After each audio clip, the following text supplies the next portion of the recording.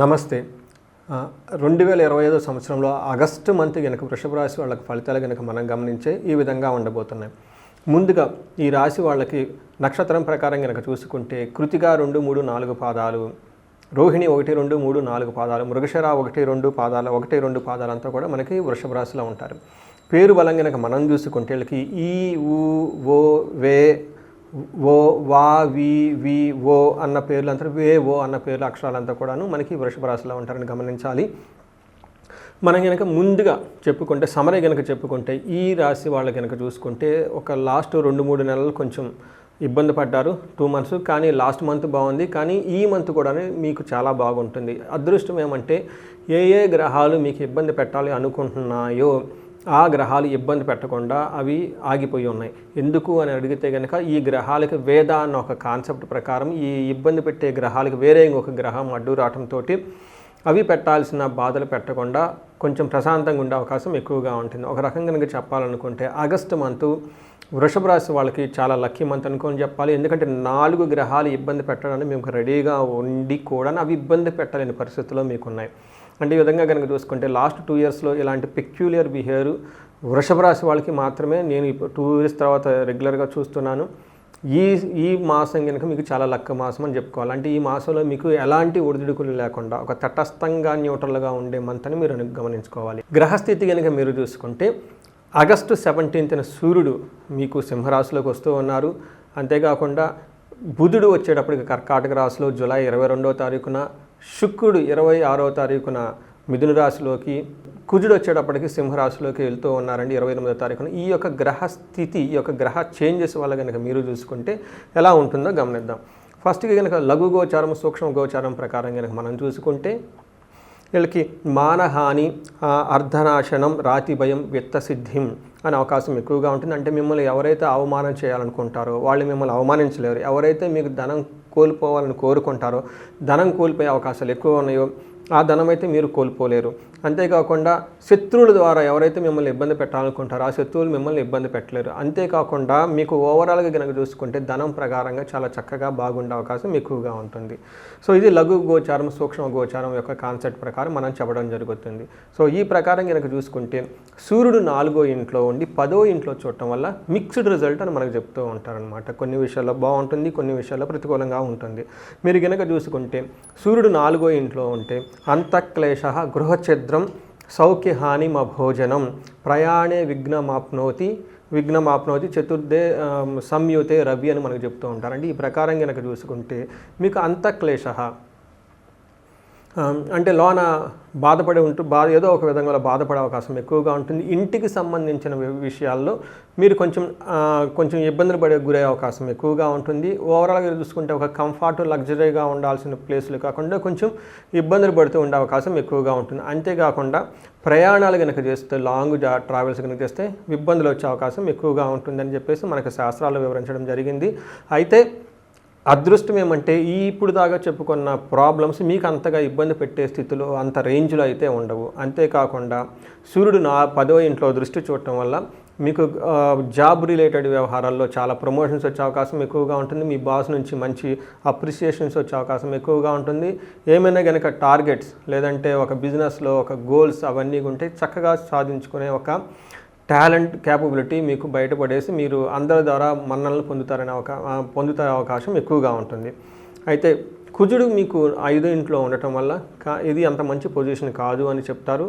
కానీ వేద ఉండటం వల్ల కుజుడు కూడా తను చేయాల్సిన ఇబ్బంది పెట్టాల్సిన పరిస్థితులు ఇబ్బంది పెట్టకుండా ఒక తటస్థంగా ఉండే అవకాశం ఎక్కువగా ఉంటుంది.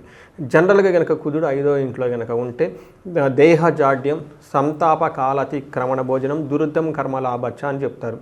అంటే ఏదైనా కనుక పని చేస్తే ఆ పనిలో సరైన రిజల్ట్ రాకుండా ఇబ్బంది పడిపోయే అవకాశం ఎక్కువగా ఉంటుంది. అంతేకాకుండా టయానికి భోజనం చేయకుండా జాబులో కొంచెం హడావుడిగా ఉండే అవకాశం ఎక్కువగా ఉంటుందని చెప్తారు. కానీ ఇది కూడా మీకు అంత ఎక్స్పీరియన్స్ అవ్వరు, నార్మల్గా ఉండే అవకాశం ఎక్కువగా ఉంటుంది. ఓవర్ ఎక్స్పెండిచర్, ఖర్చులు విపరీతంగా వచ్చే అవకాశం ఎక్కువగా ఉంటుంది. హాస్పిటలైజేషన్ కానివ్వండి, లేదంటే తీర్థయాత్రలు కానీ కొన్ని అనుకోని విధంగా దుబారా ఖర్చుల విషయంలో మాత్రం జాగ్రత్తగా ఉండడం ఎంతైనా అవసరం.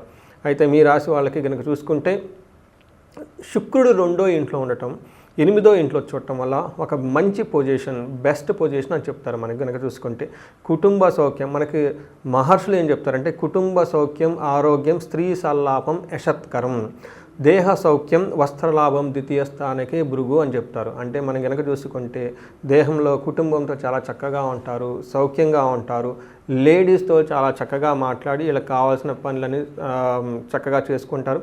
లేడీస్ అయితే కనుక జెంట్స్తో వాళ్ళతో కనుక ఏమైనా భేదాభిప్రాయాలు ఉంటే అవన్నీ తొలగిపోయి చక్కగా వాళ్ళకి కావాల్సిన పనులన్నీ చక్కగా చేసుకునే అవకాశం ఎక్కువగా ఉంటుంది. యశత్కరం, మంచి కీర్తి ప్రతిష్టలతో ఉంటారు. దేహం అంతా ఫిజికల్గా చాలా స్ట్రాంగ్గా, యాక్టివ్గా ఉండి కొత్త కొత్త బట్టలు వేసుకొని లగ్జరీగా, డిగ్నిటీగా ఉండి అందరితో చక్కగా మాట్లాడుతూ మంచి భోజనం చేస్తూ హ్యాపీగా ఉండే మాసం. మీకు చూడండి ఎంత బాగా కలిసి వచ్చిందంటే శ్రావణ శుక్రవారాలు చేసుకుంటారు. అలాంటి శ్రావణ శుక్రవారాలు చేసుకునే టైంలో శుక్రుడు మీకు బాగా యోగ్యతనిస్తూ ఉన్నాడు. అందుకని శుక్రవారాలు చక్కగా చేసుకోండి, స్వీట్స్ అన్నీ తినండి, పొంగల్ చేసుకోండి, అందరికీ చిన్న చిన్న పిల్లలకి సుహాసిని పూజ చేయండి. లేడీస్కి ఉంటే కనుక ముత్తైదులకి చక్కగా తాంబూలం అవన్నీ ఇచ్చేసి వాళ్ళ ఆశీర్వాదాలు తీసుకోండి. ఇంకా ఇంకా చాలా బాగుంటారు. వృషభ రాశి అనేది ఈ 20-25వ సంవత్సరంలో బెస్ట్ రాశుల్లో ఒక రాశి అనేది మీరు ఎప్పుడూ మర్చిపోకండి. రెండోది టైంకి మంచి ఫుడ్ తింటూ హ్యాపీగా ఉంటారు.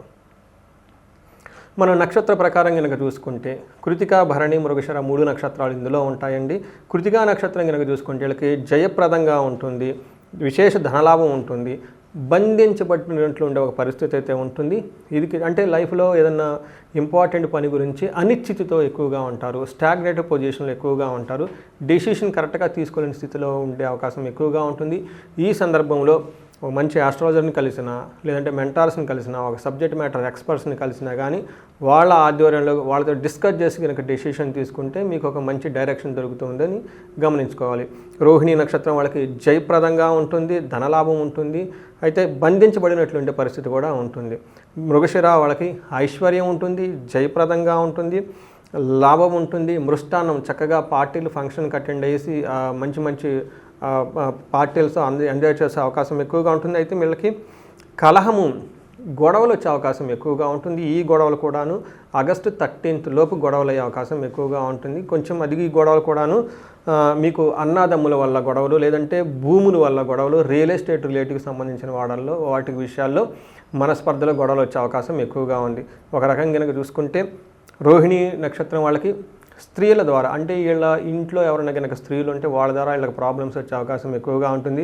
కృతికా నక్షత్రం వాళ్ళకి రాంగ్ డెసిషన్ తీసుకునే అవకాశం ఎక్కువగా ఉంటుంది. చాలా కేర్ఫుల్గా ఉండాలి. డాక్యుమెంట్ల మీద సైన్ చేసే ముందు, మనీ ఏదైనా ట్రాన్స్ఫర్ చేసే ముందు ఇలాంటి విషయంలో కొంచెం ఆలోచించుకొని 1-2 సార్లు వెరిఫై చేసుకొని ఆ మనీ ట్రాన్స్ఫర్ చేసిన డాక్యుమెంట్ల మీద సైన్ చేస్తే చక్కగా ఉంటుంది. వీళ్ళకి రెమెడీస్ కనుక చూసుకుంటే జనరల్గా ఈ వృషభ రాశి వాళ్ళకి చాలా చక్కగా బాగుందని చెప్పుకోవాలి. అయితే కొంచెం కుజుడి వల్ల, సూర్యుడి వల్ల ఇబ్బందిగా ఉంది కాబట్టి వీళ్ళకి ఆంజనేయ స్వామికి సంబంధించిన దేవాలయాలు విజిట్ చేసిన, అంతేకాకుండా సూర్యునికి సంబంధించిన సూర్యాష్టకము ప్రతిరోజు నిత్యం జపించిన, ఆదిత్య హృదయ స్తోత్రం జపించినా కానీ చాలా చక్కగా బాగుంటుంది.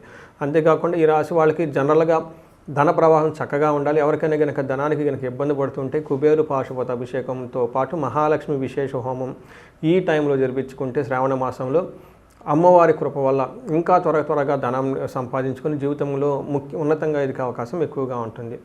ఆగస్టు మంత్ 21-22వ తారీఖుల్లో సామూహికంగా నేను కొంతమంది లాస్ట్ ఇయర్ అంతా 1-to-1 చేయటం జరిగింది. హోమాలు, తర్వాత అభిషేకాలన్నీ వాళ్ళ ఇళ్లలో, ఆఫీసులో అలా. అయితే కొంతమంది ఖర్చు ఎక్కువగా ఉండడంతో సామూహికంగా ఏదన్నా కనుక ఫెసిలిటీ ఉంటే చెప్పండి అన్నట్లు అడిగారు. ఆ ఉద్దేశంతో ఆగస్టు మంత్ 21-22 తారీఖుల్లో, ఈ 2 తారీఖుల్లో ఆగస్టు మంత్ 21న కుబేరు పాశుపత అభిషేకం. ఎవరైతే ధనం సంపాదించుకొని పోగేసుకోలేకపోతున్నారో, కూడబెట్టుకోలేకపోతున్నారో, ధనం వాళ్ళ దగ్గర నిలుపుకోలేకపోతున్నారో వాళ్ళు కుబేరు పాశుపత అభిషేకాన్ని చేయించుకోండి. ఎవరికైతే అసలు ధనమే రావటం లేదు, శీఘ్రంగా ధనం త్వరగా సంపాదించుకొని అనుకునే వాళ్ళకి మహాలక్ష్మి విశేష హోమం 22వ తారీఖున నష్టద్రవ్య ప్రాప్తి అంటాం. అంటే మీరు కనుక డబ్బులు ఎక్కడైనా ఇన్వెస్ట్ చేసినా, ఎవరికన్నా మీకు వడ్డీకి అలా డబ్బులు ఇచ్చేసి, లేదంటే ఫ్రెండ్స్కి కనుక ఎక్కడైనా ఇన్వెస్ట్మెంట్ చేసి ఆ డబ్బులు తిరిగి మీకు కనుక రాలేకపోతే అగైన్ దాన్ని నష్టద్రవ్య ప్రాప్తి అంటారు. ఇది విశేష హోమం చేయటం జరుగుతుంది 22వ తారీఖున. టోటల్గా 2 రోజులు. ఎవరైనా కనుక ఇంట్రెస్ట్గా కనుక ఉంటే సామూహికంగా మీ చేతులతో మీరే కుబేరుడికి సంబంధించిన అభిషేకము నెయ్యితో చేసే అవకాశము, అలానే హోమం మీ చేతితో మీరు చేసే అవకాశం, ఇది సామూహికంగా చేయటం జరుగుతుంది. ఖర్చు కూడా చాలా తక్కువగా ఉంటుంది. ఇంట్రెస్ట్గా ఇంకెవరైనా కనుక ఉంటే ఈ స్క్రీన్ మీద కనిపిస్తున్న నెంబర్ దగ్గర కనెక్ట్ అయ్యి కాల్ చేస్తే వివరం పంపించడం జరుగుతుంది. ఈ వృషభ రాశి వాళ్ళందరికీ అష్టైశ్వర్యాలు కలగాలని, భోగభాగ్యాలు కలగాలని, సమాజంలోనే ఉన్నతంగా ఎదగాలని చెప్పేసి నేను కోరుకుంటున్నాను. నమస్తే.